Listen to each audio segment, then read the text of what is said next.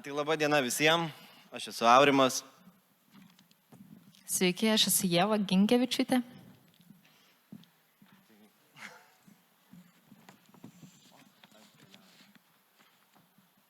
Sveiki. Laukit. O, girdite mane. Kaip jaučiatės?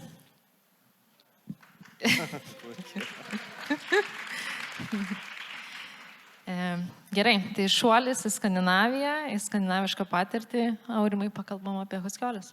Pakalbam apie Hoskiolės. Man įdomu, kiek iš jūs esat girdėję apie Hoskiolės. Pakelkit rankas. Pakankamai daug. Kiek iš jūs esat galbūt buvę kaip studentai? Matau, 1, 2, 3, 4, gal netgi dar daugiau. Tai pakalbėkime. Keliausim iš Amerikos, iš pasaulio į Skandinaviją, į Daniją, pakalbėsim apie Hoskiolės.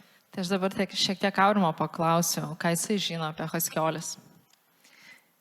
Gal gali papasakot, ką tu matai skaidriai? Tai dešiniai pusėje mes matome žmogų, kuris tikrai nusipelno daug daugiau dėmesio. Tai yra Nikolai Frederik Severin Grundtvig. Ar teko girdėti frazę mokymasis visą gyvenimą? Tai yra iš jo. Tai yra iš jo ir jis yra 19 amžiaus danų rašytojas, filosofas, aktyvus politiškai ir taip pat buvo pastorius. Bet ką jisai tokio padarė Danijai yra be galo stipru, nes jisai, jeigu mes grįžtume į kontekstą pakeliaudami, 1812 metais Danija kaip šalis bankrutavo visiškai, prarado belenkiek žemių, subombarduota Kopenhaga, šalis visiškai desperacijai, bet karalius pasakė, mes galime būti bėdni, bet nebūsim kvaili. Ir Danija investavo į kultūrą ir švietimą.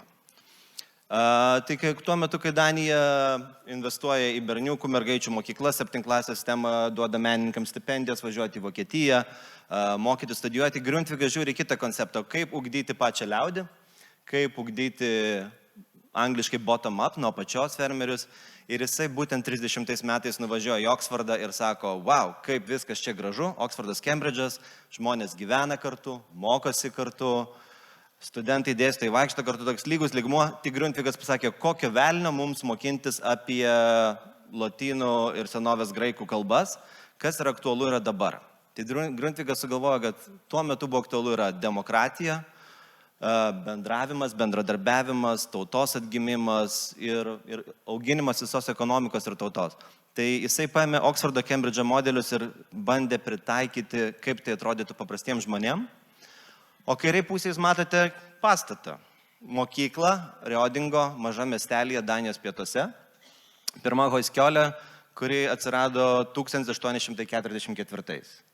Ir Grundtvigas pats jos nepastatė, ją pastatė jo mokiniai įkvėpti jo. Tai įdomus faktas, kad iš idėjos vystymo savo galvoj ir skleidimo ją visuomeniai žmonės įsimylėjo tą idėją ir tiesiog pastatė mokyklą tą idėją. Ir dar toks fun fact, kad Grundtvigas rašė per dieną bent jau 3 puslapius iki pat savo mirties, tai yra prirašęs begalės daug skaitimui leidinių. Kaip tu sužinojai apie Hoskiolę, Aurimai? Ir kada sužinojai? Taip, apie Hoskiolę aš pirmą kartą išgirdau 2005 metais, beveik 20 metų atgal. Buvau 2 kartus metęs studijas, nusivylęs universitetais. Ne tai, kad aš nenorėjau mokytis, aš labai norėjau mokytis, bet kažko man trūko. Trūko prasmės, laiko savo, laiko praleisti savo kolegom, dalyvauti būreliuose, iniciatyvose, o buvo namų darbai, atsiskaitimai, referatai, koliokviumai, egzaminai ir taip toliau. Ir atrodo, taip spaudė tas visas dalykas, kad aš porą kartų tiesiog esu metęs studijas, nes nesupratau tas mėsmalės. Tada išvažiavau į Angliją dirbti į tą patį Oksfordą, tiesiog dirbti, mokintis iš gyvenimo, pažiūrėti, kas bus.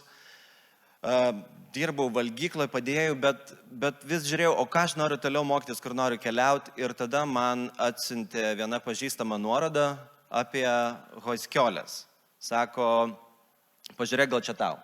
Aš atsidariau šitą puslapį, tuo metu angliško dar nebuvo, dar daniškas, ir pradėjau domėtis skaityti. Kas įdomu, kad jos yra pusę metų. Tai ne 3, ne 4 metai. Tai kaip jaunam žmogui, pusmečiai, tai galiu pabandyti, įdomu.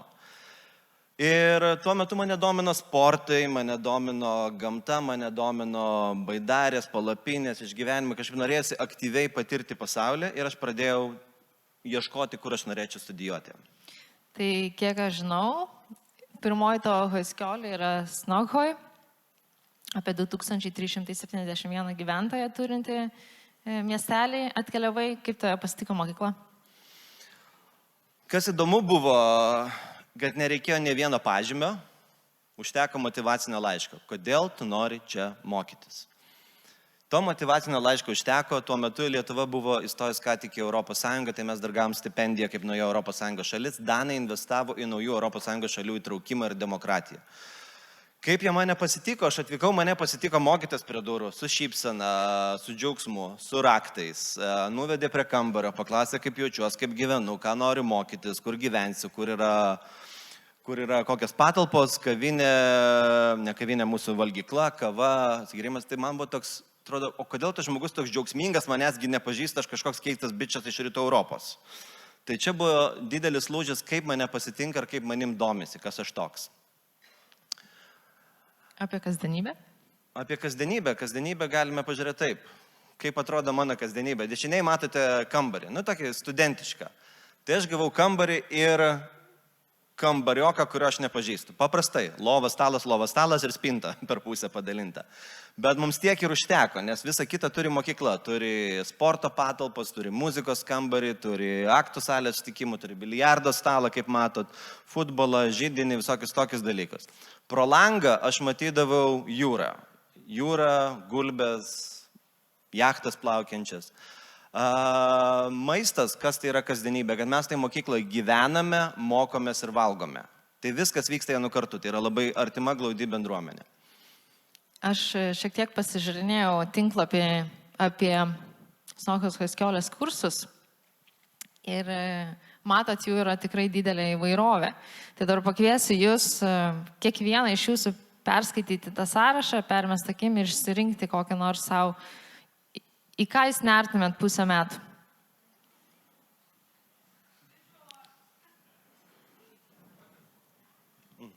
Dabar jeigu išsirinkote su kolega šalia jūsų, pasidalinkit kokią pusę minutės, ką išsirinkote ir kodėl. Viens kitam papasakokit.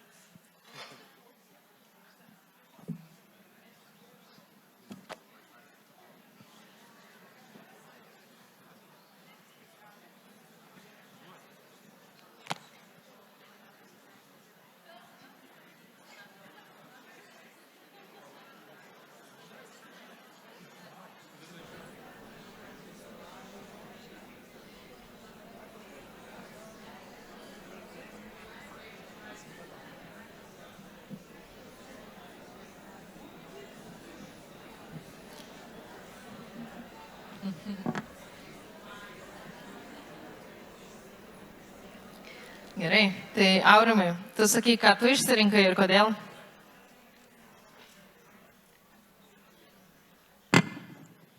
Aš žiūriu taip užsikalbėt, kad tikriausiai užsinorėjot ir jūs, taip? Pusę metų. Aš išsirinkau Outdoor and Adventure Sports. Tai buvo baidarės, plaukimas, laipiojimo pagrindai, turėjome gauti ir nardymo licenciją, tai viskas, kas susijęs tokiais aktyviais sportais. Ir, žinokit, motyvacija visai kitokia. Kiek aš gyvenime turėjau, reikia eiti į mokyklą ir laikėnis to nerimu. Namų darbai padariau, nepadariau, paklaus, patikrinsiu, kiek gausiu, kontrolinis atsiskaitimas, kas, ką po to, ką reikės išmokti. O čia tiesiog, tu žinai, aš eisiu plaukiot baidarę. Tai jūs įsivaizduojat, kaip jūs skirtingai keliatės pirmadienio rytą, pažiūrit pro langą, eisim plaukiot baidarę, galbūt statysim palapinę, galbūt kažką mokinsimės. Namų darbų nereikėjo, egzamino nebus, manęs pagal tai nevertins, universitetui netrukdys. Tai, kad aš pasirinkau iš savęs, mano motivacija buvo kaip diena ir naktis. Ir mano mokykla buvo visur, buvo lauke, buvo baseinė, buvo jūroje, buvo viduj ir buvo kartu su šitai žmonėm darant ir veikiant savo rankomis, tai, ką aš tikiu širdies ir tada, aišku, galva jau išmoksta, ką turi išmokti. Tai dabar iš studento pusės pereikim šiek tiek į Haskiolės mokytoją. Koks tas mokytojas? Tai mokytojo rolė labai pasikeičia, nes mokytojas iš tiesų ir mokytojai irgi būna mokykloje ir valgo su studentais ir netgi būna mokytojai, kurie lieka budėti ir miega. Tai kažkalaik vis laik yra suaugęs vyresnis žmogus mokykloje. Bet tas mokytas nėra kažkoks cerberis prižiūrėtas, tas mokytas yra tas, kuris ateina ir bendrauja, ir alaus atsigeria, ir biliardos ten pažaidžia, ir paklausinėja, ir kažkokių veiklų pagalvoja. Tai mokytojo lygmuo visai išlygė ir mes tampame labiau tokie kaip draugai. Aišku, vis tiek jie nustato ribas, ko galima, ko negalima.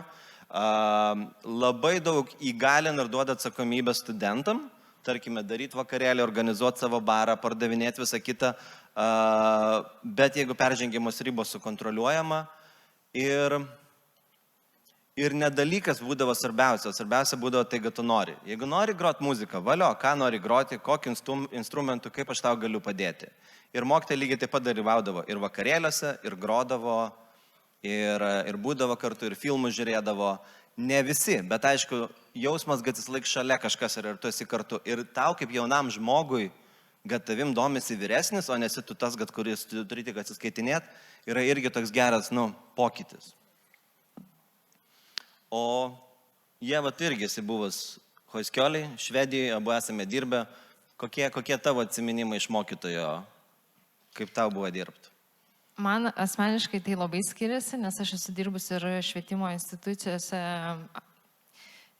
šiek tiek kitokiose Lietuvoje. Ir tas, kad nėra biurokratinės kuprinės, kur turi pildyti kiekvieną dieną ir iš tikrųjų žmogaus kūrybiškumą jam rašyti kažkokį pažymį, tai šitos dalies labai nemėgstu švietime ir Hoiskioliai to nebuvo. Tai atradau daug laisvės kurti kaip mokytoja, kurti kartu kartu su studentais ir orientuotis į patį procesą, į pačio proceso džiaugsmą, pačio proceso malonumą, kūrybinį procesą.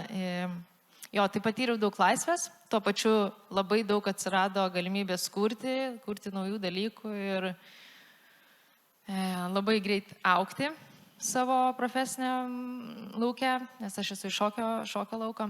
Ir susipažinti su žmonėm, kurie ateina ir nori tą daryti. Nėra kažkaip priversti ar atvesti už rankos ir tu turi tą daryti, bet tiesiog žmogus nuoširdžiai nori kažką išmokti. Ir tas susitikimas yra labai gražus. Mokytojo ir studento Hoiskioliuose ir kiekvieną kartą, kai sutinki turbūt Hoiskiolių mokytoją ir studentą po 20-15 metų, tai tiesiog yra gera prisiminti ir gera, jog sugrįžti visą laiką į tas mokyklas. Ką šiaip Danai ir Skandinavai daro. Jie lanko, jie turi dienas, po daug metų sugrįžta ir pasibūna kartu. Keliaujam toliau. Keliaujam. Tai ką ta Hoiskiolė duoda regionui? Miesteliui, regionui. Tai jeigu mes įsivaizduojame 2000 žmonių miestelį ir jame staiga atsiranda 60 jaunų žmonių gyvenančių, kurie mokinasi pagrindę menų, galbūt renginių organizavimo, šiek tiek sporto, gamtos veiklų. Tie žmonės, jie natūraliai pas juos atvažiuoja kažkokie kartais kviestiniai lektoriai, kartais koncertas atvažiuoja. Ir jeigu mokykloje vyksta atvira paskaita arba koncertas, mokykla atsidaro miestelį ir sako, miestelį, ateik. Ar nemokamai, ar už ten visiškai bazinę kainą. Tie renginiai porą kartų mėnesį jie padaro mokyklą atvirą vietovės kultūros centru. Ir kadangi tai yra nuolatiniai studentai, tai yra tokia kaip kvėpuojanti. Tarkim, 2 kartus į savaitę vyksta renginys mažam miestelį. Tada dar papildomas dalykas, kad studentai galbūt daro projektus su vietinė bendruomenė. Tai jie bendradarbiauja, tyrinėjasi ir jų nespaudžia jokie ten atsiskaitimai, dar kažkas, jie natūraliai galbūt turi savaitę arba 2 kažką padaryti su bendruomenė. Ir tų studentų tėvai, draugai atvažiuoja aplankyti. Tai jie turi kur nakvoti, jie turi išleisti pinigų, palikti pinigų tą miestelį. Ir aišku, sukurta mokykla įdarbina kažkiek žmonių. Tai skaičiais nėra paskaičiuota, kiek atneša, bet tai tikrai duoda tą gyvybės impulsą. Joks turbūt jaunas žmogus nevažiuotų į 2000 miestelį 4 metam, bet jeigu pusmečiui ir gausi apgyvendinimą, maitinimą ir galėsi daryti, ką nori, ir grot, šokti, pieš, dainuot, bėgioti ir taip toliau, kodėl nepalsėt? Tai tokia vieta duoda ir energijos, tokį pliūpsnį žmonių ir ekonominį pliūpsnį miesteliui. Kadangi mes dirbom mokytojai ir turėjom kursą Švedijoje, papasakokim biškai daugiau apie tą vietinio verslo ir studento santykį. Tai aš kadangi dėsčiau tokią kultūrinę antreprenerystę, kultūrinį verslumą, lietuviškai arba socialinį verslumą dar, Tai mano kursas buvo apie projektus. Kaip studentam nusigauti nuo A iki B, kai B neaiškus ir viskas, kas atsitinka pakeliu. Jie ten susipyksta, neišsiaiškina, reikia vadybos įgūdžių ir taip toliau. Ir kažkurioje vietoje mes juos jau įgalinom eiti ir dirbti su realiais klientais. Nemokinkitės apie, nedarykit mokyklai, o susiraskite tai, kas jūs įkvepia aplinkui, susiraskite įmonės ir ar galime mes jiems būti kažkuo naudingi. Tai viena iš įmonių, su kuria dirbome, buvo laivų muziejus, senų laivų muziejus Elmstos miestelėje, kurie, aišku, ne sezono metu nelabai turi ką veikti. Ten daug senų žmonių dirba savanoriškai, pagrindinė užduotis, kaip pritraukti daugiau turistų, daugiau lankytojų ir ypač jaunimo. Apie jaunimą, aišku, 60, 70 ir dar vyresnio amžiaus žmonės jau kartais ne iki galo pagauna, kaip tai daryti.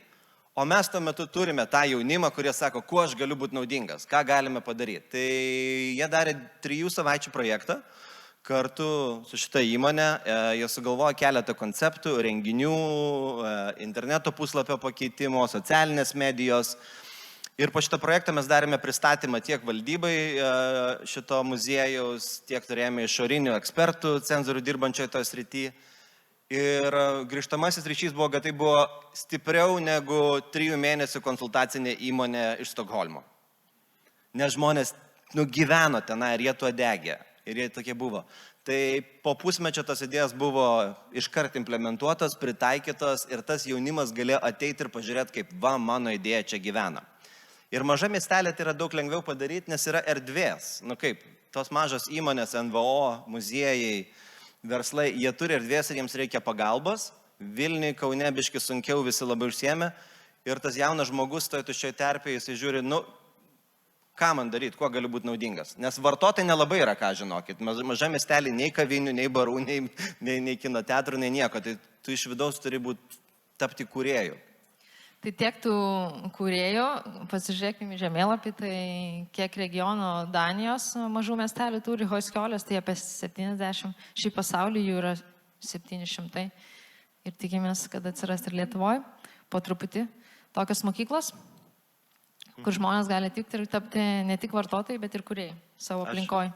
Dar norėčiau biški pridėti, tarp tų mokyklų ne visos jas vadinasi hoskiolės, ar jeigu iškosit Danish Folk High Schools. Kai kurios yra Amerikoje Highlanders Folk School. Bauhaus buvo labai įkvėpta hoskiolės. Black Mountain College irgi. Tai tas gyvenimas, buvimas, mokymasis, darimas, kūrimas ir išplito per visur pasaulyje. Ir jūs matote, kiek tų mažų miestelių ir kaip išsiplėtė. Tai Lietuvoje reikia tikrai ne tik vienos ir ne tik švenčionėliuose. Tai keliavom toliau. Tai mes su Aurimu spalio mėnesį sėdam traukinį ir atvykom į švenčionėlius. Ir nuo ten pradėjom kelionę, kūrybos, mokyklos būtent ten. Ir gal šiek tiek galiu pradėti, kodėl. Nes aišku, susitikom tą garsę bendruomenę Miško uostą, kurios žmonės ten kūrėsi, gyvena ir įgyvendina visokias savo crazy idėjas. Ir mes turim jų labai didelį palaikymą, jie mus šiaip labai gražiai pasitiko ir mūsų idėja. Tos idėjos įkvėpti jie atvyko ir į Švediją pamatyti hoskiolių, ir į Daniją atvyko kartu su meru ir savivaldybė pamatyti hoskiolių. Tai va tas palaikymas, kai sako, jo, tu turi idėją, visai įdomu ir gal visai reiktų regionui, yra labai nuostabus. Tai galim nuo čia pradėti ir nuo čia prasidėjo mūsų bendradarbiavimas, ieškant erdvės, kur tą mokyklą galima būtų įgyvendinti. Aš noriu pridėti, kad švenčionėliai tikrai nėra šiuo metu savo klestėjimo viršūnėje. Jie gal buvo anksčiau klestėjimo viršūnėje, sovietmečių, dabar žmonių mažiau, jaunimas palikęs, taip toliau. Ir ką tai mums daro, ką tai mums duoda, tai yra pilna erdvės. Daug pastatų, daug angarų, daug visko, kuriuos galima įveiklinti. Į Lietuvoje daug visko yra. Ir dvarų apleistų, ir mokyklų, ir stovyklų, dar kažko. Tai ta erdvė, kad jos yra ir maža miestelė iš tiesų galima ateiti. Ir traukinys. Traukinys yra labai svarbu, nes tai yra sąsaja su Vilnium, kai mes vadinam bambagyslę, jeigu norime atsivežti ar lektorių, ar žmonių, ar lankymo, kad tas judėjimas yra gana pasiekiamas. Tai toks tranzicija, pokytis iš Vilniaus keliam.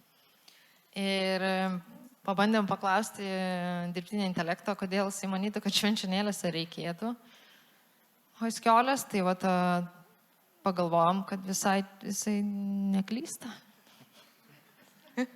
Visą laiką reikia pasitikrinti. Tai va, o kokia nauda Lietuvai? Kam Lietuvai tokios mokyklos? Tai aš kaip sakiau, jau mažų miestelių įveiklinimas, tuščių erdvių, stovyklų buvusių, dvarų atgaivinimas ir suteikimas jiems tos gyvos jaunos energijos su kultūriniais renginiais. Ir tada, ar teko kam nors girdėti Lietuva 2030 planą?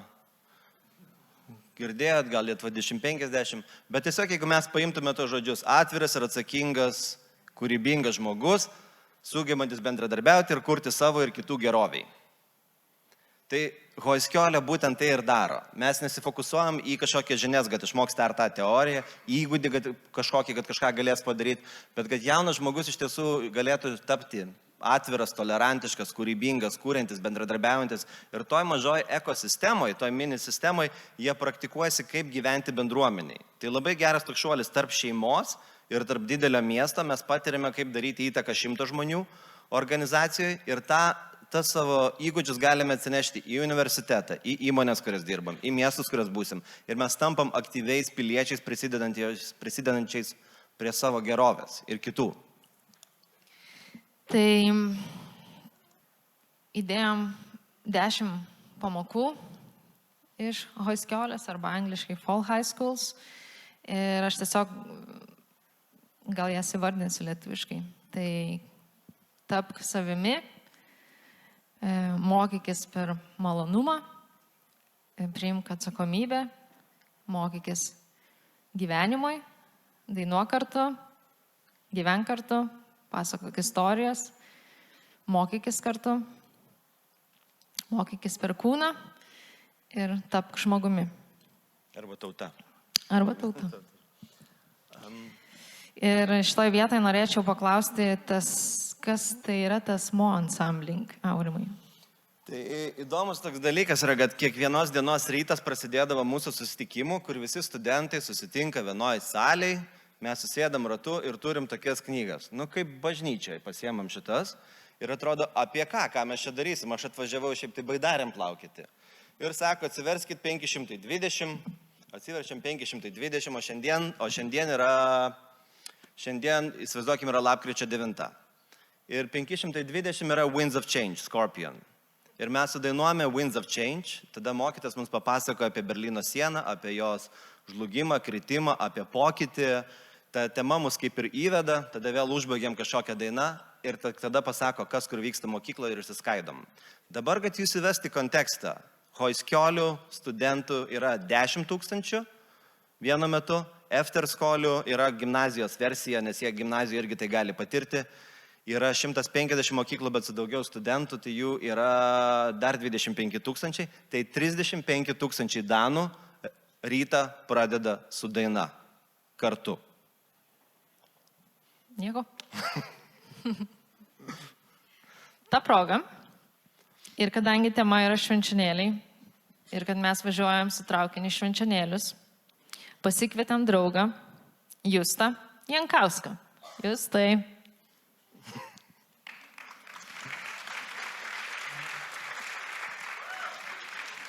Ir mes jūs kviečiam patirti Hoiskiolės rytą kartu ir padainuot kartu.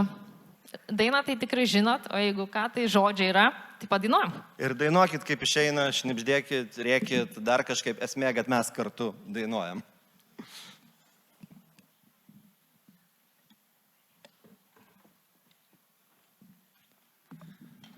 Tik labai, sveiki visi, tik labai įsiminkite tą žodį kartu. Ne aš jums dainuoju, bet jūs kartu dainuojat. Tarp kitko, žodžių nemoku, jūs matot juos ekrane, tai man labai pagelbėsit, jeigu net į priekį padainuosit. Labai draugai kreipėsi paskutinę akimirką, sugalvojo idėją, aš pasiryžau, nėra labai drąsu iš rankų drebėjimo, turbūt matosi, bet tikiuosi, kad jūs padėsit, pabandykim pajausti tą ryto nuotaiką. Nežinau, ar tos šviesas kažkiek įmanoma pritemdyti ar ne, bet jūs prisimerkite, jeigu ką, bus tokios iš priekio saulės jums nuo projektoriaus jo. skaitom žodžius, dainuojam kartu. Aš gal norėčiau su jumis parepetuoti priedainį, įsitikinti, kad jūs tikrai padėsit. Gerai? Paprašysiu laidą įsijungti gitarą, ačiū. Laidą dar sako įsidėt.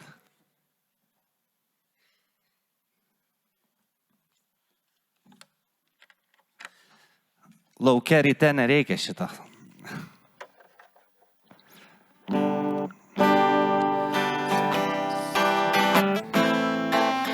Jo.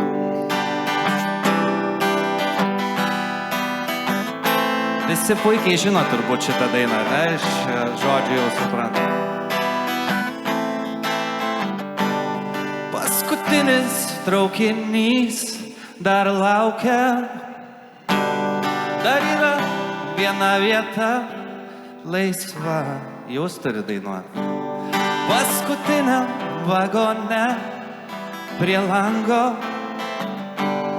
kur ir man skirta vieta šalia. Neblogai, neblogai, aš jau girdžiu jūs kažkiek. Aš tikiuosi, kad išdrąsėsit. Aš tikiuosi, kad ir aš išdrąsėsiu, bet nesu tikras.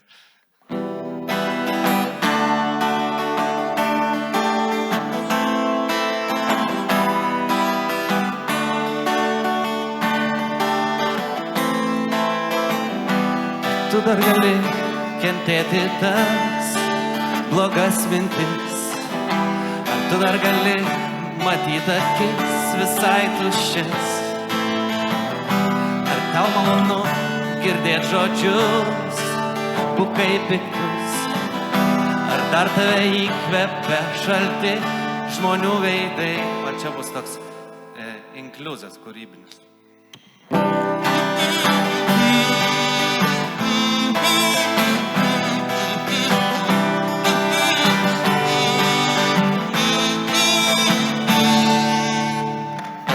Kokia nuostabi diena ir koks švagrus dangus, kokia neapsakoma gerų akių šviesa. Ir tie, kur apsidžiaugia, jei ką nesiseka, negali uždengti to dangaus, jų tiek nėra. Paskutinis traukinys dar laukia. Dar yra viena vieta laisva. Paskutiniam vagone prie lango, kur ir man skirta vieta šalia.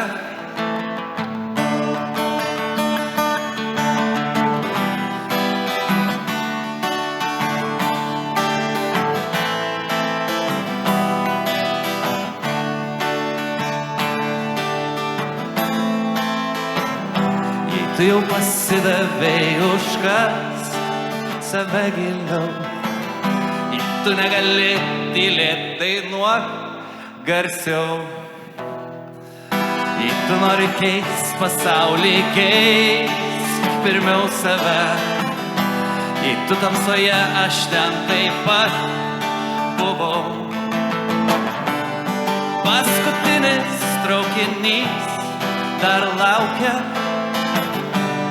Dar yra jame vieta laisva. Paskutiniam vagone prie lango, kur ir man skirta vieta šalia. Paskutinis traukinys dar laukia. Dar yra jame vieta laisva. Paskutiniam vagone prie lango, kur ir man skirta vieta šalia.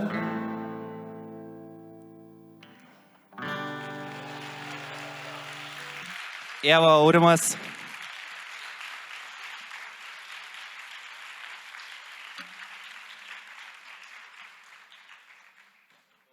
Bus toliau, aš galvoju, kas bus toliau, jeigu antras pranešimas su dainomis. Aurimai, Ieva, prašau, vis dėlto keliems klausimams sugrįžkite. Tai jūs pametė mikrofoną, esat bet gyvas pasidalinsit. priekaištas Lietuvos švietimo sistemai, ar ne? Čia aš kaip universiteto žmogus noriu pradėti nuo tokio klausimo. Ar priekaištą turiu? Aš turiu papildų sistemai. Kaip yra sistema su pažymiais ir su viskuo, taip mano manimu turi būti ir sistema be pažymių ir be reikalavimų ir bent trumpam leidž žmonėm atsipūst, kad neišprotėtų. Man tai duos gerų rezultatų? Danijoje tai duoda labai gerų rezultatų, nes tyrimai rodo, dabar nepaminėsiu, kurie, kad žmonės pabaigę Hoskiolę, jie mažiau meta studijas, geriau studijuoja, geriau dalyvauja grupinėse projektuose ir geriau dirba. Ir yra didelis valstybės iššūkis, nes ne Lietuvoje, berods Olandijoje 40% pirmakursių meta studijas. Tai jeigu mes galėtume sumažinti šitą, kad žmonės geriau pasirinktų savo studijas, manau, tai yra labai gera investicija pradžiai. Klausimas iš mūsų žiūrovų, kas finansuoja tokią mokyklą, kaip jį finansuojama? Čia labai įdomu, nes Danijoje tai yra kultūros ministerija, nes tai žiūri kaip į kultūros pagrindą, ant ko stovi Danų demokratija. Švedijoje tai yra švietimo ministerija, bet pradžiai šitos mokyklos atsirado iš privačių investuotojų. Kažkas taip tikėjo, kad paėmė, padarė ir sakė, tiek kainuoja arba aš dengiu. Po to jų, kai daugėjo, atsirado asociacijos ir jau jos ėjo į ministerijas ir kitur ir ministerijos pradėjo duoti krepšelius. Tai Lietuvoje dar to nėra, bet mes po truputį judam link to, tikimės, kad pasieksime, kol judam, darom patys kaip galim, iš savo ir verslo pinigų. Tai jūs esat finansuojami iš Lietuvoje? Mes dabar? Taip. Nieko. Pradžiai patys, dabar tai Danijoje, aš pasakysiu grubiai, kaip tai atrodo. Valstybė duoda 1000 eurų studentui per mėnesį, studentas susimoka dar 600 ar 800 per mėnesį už apgyvendinimą ir maitinimą. 1800 tikrai nedaug kas gali mokėti, jeigu bendrai sudėjus, bet jeigu mes padarytume 800 eurų mėnesiui su apgyvendinimu, maitinimu, viskuo, patalpom ir nepamirštama patirtim, mano manimu, tai yra verta. Bet jūsų atveju kol kas tai vis tiek kas nors turi išlaikyti tą mokyklą, apie kurią jūs kalbate ir kurios fotografijas mes matėme, ar ne? Tai kaip tai daroma? Ta Danijos mokykla. Ne, Lietuvoje. Aš kalbu apie Lietuvoje fotografijų jūs nematėte, tai yra mūsų vieta, kurią mes norime vystyti. Tai aš skaičiuoju kaip verslo planą. Apgyvendinimas. Tai yra pastatas. projektas, verslo projektas. Verslo projektas, aš skaičiuoju pastatas, jį surenovuot, apgyvendinti studentus, kiek mėnesio nuoma, kiek kainuoja, kiek studentų, per kiek metų atsiperka, per 10-12 turėtų atsipirkti. Jeigu gausime ES pinigų, projektų, savivaldybės paramos visą kitą, tai bus pliusas, atsipirks greičiau. Bet dabar aš skaičiuoju kaip verslo visiškai ir visi kiti dalykai, švietimo kultūros projektai, jaunimo projektai, jie gali tai pagreitinti, palengvinti, papiginti. Jeigu tai pateks į švietimo mokslo ir sporto ministerijos tam tikrus finansavimus, ar jūs sutinkate laikytis programų, kurias jie yra patvirtinę? Ne. Ne tam buvo skirta. Mes norim būti kuo arčiau Hoskiolės pagrindų ir jo, nebandysim pritempinėti kažkokios pusės tik tam, kad išgyvent. Kažkaip, ne. Bus sunku, bet pabandysim padaryti taip, kaip turėtų būti. Vienas dar klausimas iš publikos. Jūsų nuomonė, ar Hoskolė tinkama žmogui, kuris jau pabaigęs universitetą, bet vis dar nori mokytis? Taip, tai yra suaugusi mokykla, reiškia nuo 18 į viršų. Tai yra žmonės, kurie nežino, kur stoti į universitetą, galbūt pabaigę universitetą keičia specialybę, gal perdegė darbe, gal išsiskyrė šeimoje. Aš turėjau kursiokų, kuriems buvo 62 metai. Jie norėjo išmokti apie skaitmeninę fotografiją. Aš turėjau žmonių, kuriems buvo 37 ir ten buvo po krizės. Kiti po vėžio išgyjo. Tai tokia tarpinė stotelė per naują atrasti save ir ką nori daryti. Kaip jūs vertinsite ir kokiu būdu rinksitės mokytojus ir jų kvalifikaciją? Kaip sakė, dalinsis. Kokiu būdu pasirinksite mokytojus ir pagal ką vertinsite jų tinkamumą tam darbui? 97 ir 8% Danijos Hoskiolės mokytojų neturi jokio pedagoginio išsilavinimo. Ir manote, kad tai savaime vertybė?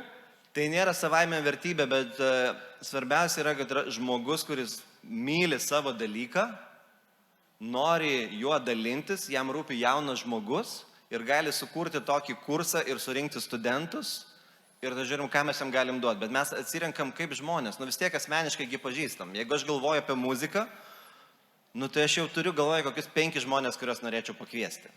Kai kurie jų turi pedagogo išsilavinimą, kai kurie jie neturi. Bet jie iš tiesų galėtų daryti tai, ką nori. Ar tai būtų choras, ar grupė, ar dar kažkoks tai bendas, ar performances. bet esmė yra ne pedagoginis išlavinimas. Kaip vertinsite pasiektus rezultatus darbo? Ar jums sekasi ar nesiseka? Kaip tai yra vertinama? Mes gera mokykla ar negera? Mes gerai dirbam ar negerai dirbam?